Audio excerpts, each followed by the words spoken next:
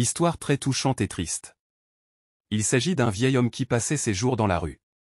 Sans famille, il mendiait pour manger chaque jour vu qu'il n'avait pas de travail.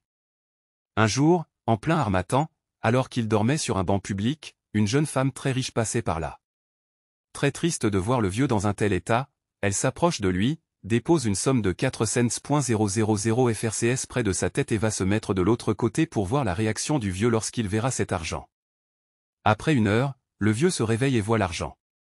Il sursaute, remercie Dieu pour ce don et va vite dans une boutique à côté pour acheter un drap de couverture vu que c'est l'harmattan.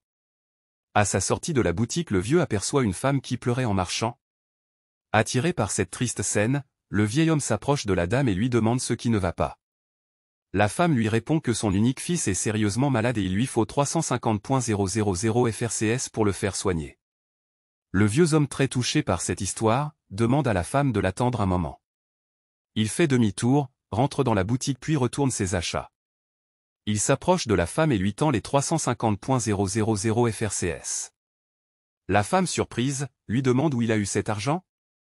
L'homme lui répond qu'il est sans famille, et qu'il s'est réveillé et a vu 4 cents.000 FRCS à côté de lui.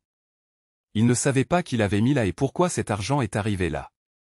Il avait juste acheté des pulls, draps, et quelques oreillers et provisions pour la semaine mais maintenant il sait que Dieu lui avait fait don de cet argent pour qu'à son tour, il lui sauve une vie.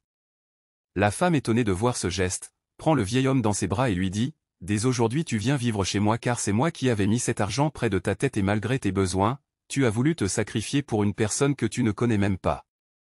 Je suis la femme d'un grand homme d'affaires et tu seras considéré comme mon père. » L'homme, à cause de son geste, quitta la rue pour une villa qui est le plus beau de ses rêves. Apprenons à rendre service tout autour de nous car quand tu rends un cœur heureux, Dieu se souviendra de toi dans tes besoins. Je prie Dieu pour que cette année 2017 tu puisses croiser quelqu'un qui sera un canal de ta bénédiction pour la vie.